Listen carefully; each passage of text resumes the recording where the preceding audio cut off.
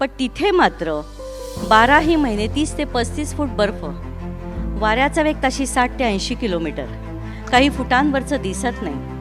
Chill brain, frostbite, memory loss, weight loss या सगळ्या गोष्टी आपल्या सैनिकांना फेस कराव्या लागतात आणि समुद्र सपाटीपासून अत्यंत उंचीवर असल्यामुळे तिथं हवेमध्ये ऑक्सिजनचं प्रमाणच कमी.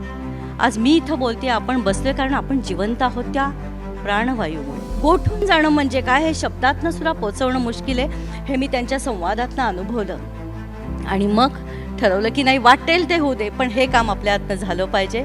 मग 4 वर्ष सलग अभ्यास केल्यावर आमच्यासमोर उत्तर आलं की तिथल्या श्वासासाठी आपण ऑक्सिजन जनरेशन प्लांट आणि रिफिलिंग सेंटर या दोन्ही गोष्टी आपण सुरू करायला हव्यात. पण ऑक्सिजन जनरेशन प्लांट 2.5 करोड आणायचे कुठनं?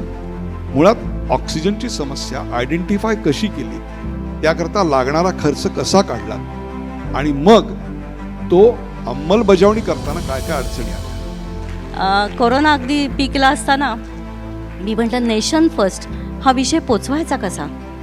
म्हणून मी काय केलं, मी समर्थ भक्त आहे म्हणून मी 13 दिवस 13 घरी रोज पावन भिक्षा मागायला लोकांच्या दारात जात होते.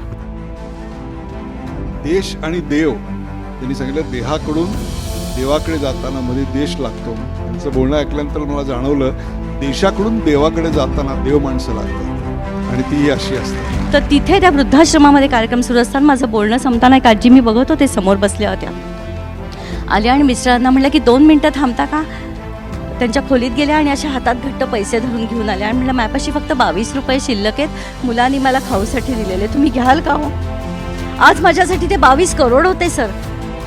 तुमच्या मनात असलेली कृती ती म्हणजे